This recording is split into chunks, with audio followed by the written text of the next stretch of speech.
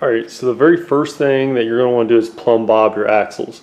Now if you're not familiar with what a plumb bob is, it's this little guy right here. So I have one on each side. So what you want to do is find a spot to measure from. So what I did is, I know these fenders are in the same spot on both sides as far as from the front. So what I did was I measured all the way around the fender to the exact same spot on each side. And then what I also did after that, just to double check, is I put a piece of straight piece of wood back here, leveled it out, and then measured to the back of the fender just to make sure they're in the same spot. You just want them fairly close, and the reason being is when I build this frame, if one side's off an inch and I build that frame, once I'm all done and I go to put my links and everything on, that side might end up hitting. So I want to make sure that I build this frame around the axle properly the first time so I don't have to move anything. So now that my axles are in place, the next thing I'm going to do is I'm going to start the frame. Now I'm going to start the frame from the bumper mainly because I know I'm going to take a front piece or a flat piece and probably stop right about here, and then my frame is going to angle up. Now the reason I'm going to angle it up right here is because I don't want it to hit the axle. So I'm going to go right behind the grill line and take it straight up through there.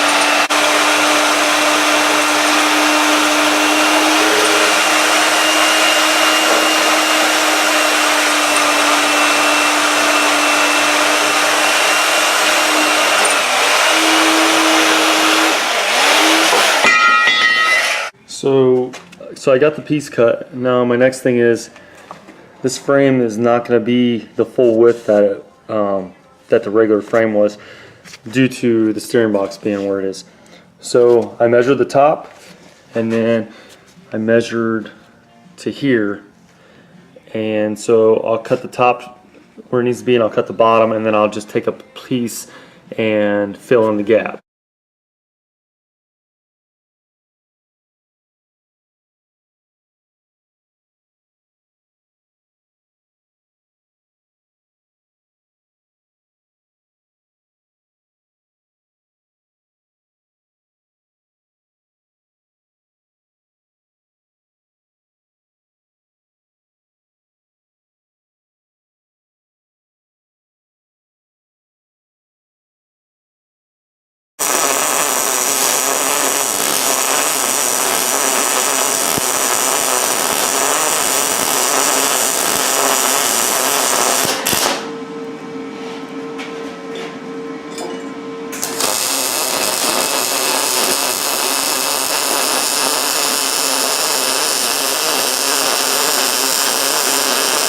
Alright, so I just went ahead and did 4 small beads, just keep that piece from moving.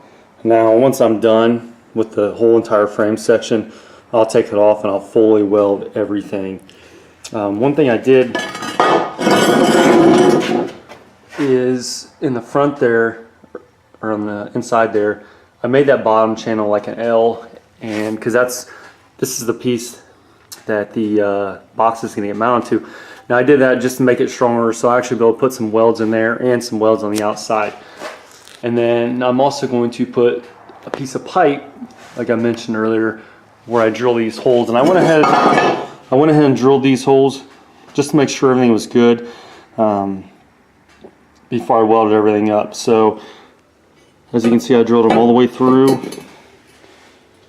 and now I'm going to put a piece of pipe inside there, and all that's going to do is it will keep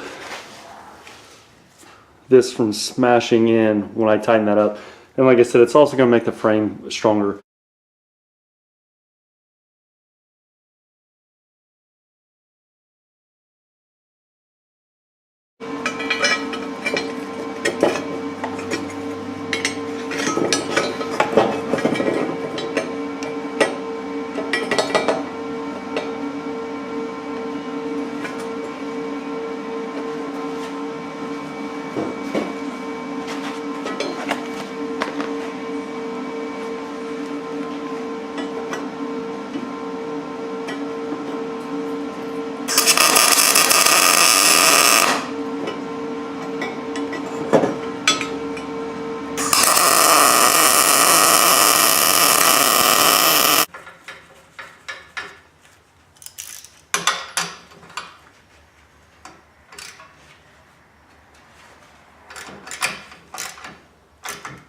The video on how I'm going to, how I relocated my steering box.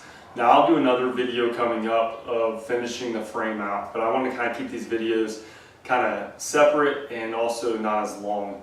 So when you're doing your steering and you're trying to do a front stretch, there's a few different options out there. You can do what I did, you can relocate the steering box. There's actually some kits out there that pull the steering box up straight and then move it forward about an inch or so. Now you're not going to gain as much stretch as what I am. You're going to gain a few inches. So it really depends on how much front stretch you're looking to get. Now if you're looking to get up around 6 inches, there's also full hydro. That's the plan that I was going to take at the beginning, and then I decided against it. Now there's a few different reasons why I didn't want to go full hydro. One being I want to be able to drive this on the road.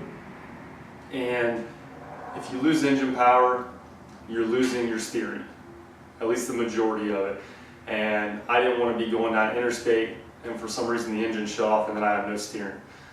Also, you know, there's always that fear of popping a line or cutting a line. So, which I think that's why most guys carry extra hose with them so they can fix that on the trail. Now, there's always also the option of going with the Astro steering box, and what that does is it's a reverse rotation steering box. So rather than the way the TJ's steering box is, which is the way a lot of steering boxes are, the pivot arm faces towards the engine. And with the Astro steering box, the pivot arm is flipped around and it's facing the front bumper. So what that does is it gains you that whole pitman arm length, which is around 6 inches depending on the length of your pitman arm. So that can gain you tons of front stretch, and it's very easy. I believe they're a direct bolt in. That was another option I was going to go with, and I actually had purchased the Astro steering box, and then I got to thinking about it and I just kind of went against it. And the reason is because your pitman arm is now pretty much, depending on how far you take it forward, it's going to be right up where your front bumper's at. So it's going to be one of the first things that gets hit on a rock. And if you take too many hits on your pitman arm, you're going to mess your steering box up, and then you can damage your steering. So that's why I decided against that. The nice thing about taking your steering box and rotating it up flat is now you're tucking it up behind the bumper and it's a lot more protected. So, and your pitman arm still face to the back.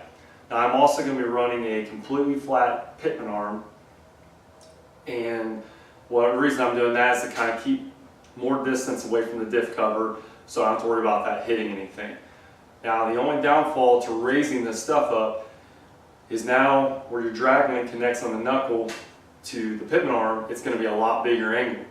Now to counteract that, I'll be running a high steer arm setup, and what that's going to do is it's going to take the spot on the knuckle where the drag link connected before, and it's going to raise that up, and that's going to help my drag link angle. So I want to kind of keep my drag link pretty close, you know, to straight as possible. You don't want any crazy angles. So there's that option. And I'll do that in another video coming up as far as how to do that.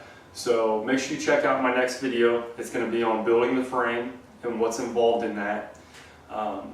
As always, you know, this is just one way of doing it. This isn't, I'm not saying this is the best way to do it, but this is just how I'm doing it. So if you have any questions, make sure you comment. Don't forget